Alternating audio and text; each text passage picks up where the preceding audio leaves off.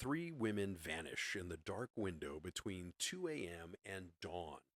No struggle, no forced entry, no trace. Just a broken porch light still glowing in the afternoon sun. Welcome to Voices from the Void. My name is Gideon Blackthorn, keeper of the Haunted Library. And tonight we open the case of three women who walked through a front door and were never seen again. Join the others who've already found their way to the Haunted Library. Hit follow so you'll never miss what comes next. Springfield, Missouri, June 6th, 1992. A warm Friday evening. Suzie Streeter is 19 years old. Her best friend, Stacy McCall, just turned 18. Today was their high school graduation from Kickapoo High School. They have their whole lives ahead of them, and by morning, those lives will simply stop. Suzie lives with her mother, Sherrill Levitt, 47 years old, a cosmetologist, single mother. She's close to her daughter in the way only a few mothers and daughters manage to be. That night, Cheryl turns down a dinner invitation. She stays home, orders a pizza, and waits for Suzie to come back from her parties. Suzie and Stacy spend the evening celebrating multiple graduation parties across Springfield. And around 2 a.m., they say their goodbyes at their friend's house. The house is just too crowded to stay. They decided to go back to Suzie's, back to Cheryl's house on East Delmar Street. That's the last time anyone confirmed seeing them alive. The following morning, Sunday, June 7th, friends begin trying to reach them. They're all supposed to meet up, drive to Whitewater Amusement Park in Branson. The phone rings at Cheryl's house. No one answers. It rings again. No one answers. And by noon, Janelle Kirby, Suzie's friend since childhood, drives over with her boyfriend to check. She pulls up to 1717 East Delmar Street, and all three cars are in the driveway. Cheryl's blue Corsica, Suzie's red Ford Escort, and Stacy's Toyota Corolla. Nobody left. But something is wrong. The porch light is on in the middle of the afternoon. The glass shade that had covered it is shattered across the porch. Janelle and her boyfriend sweep up the broken glass and they go inside. The beds look like they were slept in. Clothes from the graduation party are neatly folded. The dog, a Yorkshire Terrier named Cinnamon, is frantic, agitated in the way animals sometimes are when they have witnessed something that no one else will be able to verify. And on the staircase, three purses, stacked together, not scattered, not dropped in a rush, placed. Three purses, wallets inside, money inside, keys inside, cigarettes left behind. Everything they needed to go anywhere left exactly where it was. Before police arrive, between 10 and 20 people walk through the house. Family members, friends, neighbors. By the time officers reach the scene, whatever evidence existed has been contaminated, moved, touched. The broken glass from the front porch was already swept up, gone. The only physical sign that something happened at the door, disposed of before anyone in uniform ever saw it. So police begin their investigation with almost nothing. And then the phone calls start. On the morning of June 7th, while the family and friends were gathered at the house waiting for news, three phone calls came in. The first two calls were answered by Janice McCall, Stacy's mother. She described the content as obscene, lewd, sexual. She hangs up twice. The third call goes to the answering machine.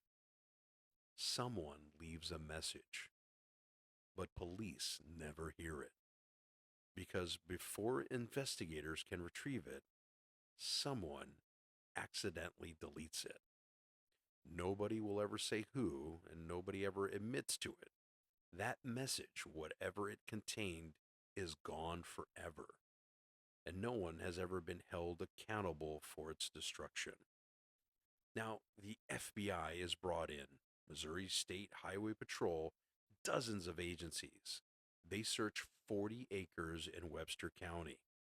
They dig enormous holes outside Springfield following a tip.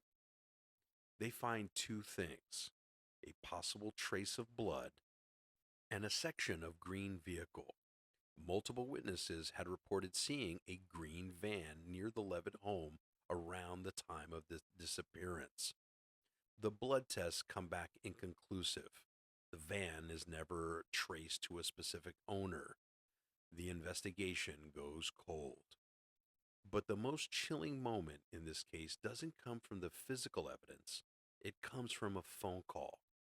December 31st, 1992, New Year's Eve. 6 months after the disappearance, a man calls America's Most Wanted hotline.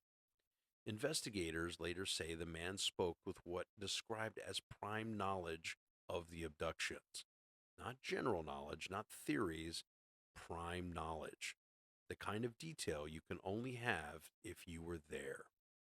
The switchboard operator attempts to connect them directly to Springfield investigators. The line goes dead. The man never calls back. He's never identified, he is never found, he simply vanishes just like they did. And then there is Robert Craig Cox, Army Ranger, Springfield residence in 1992, previously convicted of a 1978 murder of a 19-year-old girl, a conviction that was later overturned on appeal. He worked at the same car dealership as Stacy McCall's father. In 1996, a reporter interviews Cox while he's serving time in Texas prison for an armed robbery. Cox tells the reporter he knows the three women are dead. He says their bodies will never be found. He does not say how he knows this. He does not implicate himself. He simply states it as a fact and then says nothing more. Police considered him a person of interest.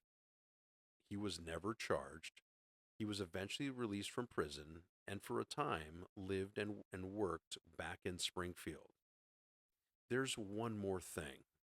In 2007, 15 years after the disappearance, a local journalist arranges for a mechanical engineer to use ground penetrating radar beneath the south parking garage of Cox Hospital in Springfield. The machine detects three distinct anomalies, three shapes beneath the concrete, buried. Three. Springfield police review the findings. They call the theory improbable. They decline to excavate. The parking garage stands today exactly as it did in 2007, exactly as it did in 1992. 33 years have passed. Over 5,000 tips. The FBI, the Missouri State Highway Patrol, multiple searches across the state, and yet, here is where it never has been answered. Number one, the porch light. It was still on when the friends arrived in the afternoon in June 7th. Shattered glass across the steps. Something happened at the door. Something that broke the light housing and left the bulb burning in the middle of the day. And yet there was no other signs of struggle. No blood, no broken lock, no drag marks. What happened at the door? Number two, the answering machine. Someone in the house on June 7th listened to a message from an unknown caller and deleted it before police arrived. That person has never been identified. The message has never been described in detail. What was on that recording? Number three, the man who called America's Most Wanted with prime knowledge of the abduction on the last night of 1992 has never been found. He knew something specific, something investigators recognized immediately as the knowledge of someone present. He is somewhere right now, 33 years older, carrying whatever he knows. Sherrill Levitt, Suzie Streeter were declared legally dead in 1997. Their case file is still officially listed as missing. Not homicide, but missing. Three women, a mother and daughter, a best friend on graduation night, three cars in a driveway, three purses on a staircase, three shapes beneath a parking garage floor. Somewhere in Springfield, Missouri, the answer exists. It always has. If you're new to the library, follow. A new story opens every night. Thank you for wandering the library with me tonight. Until next time, may your nights be a little spookier and your bookshelves a little more mysterious.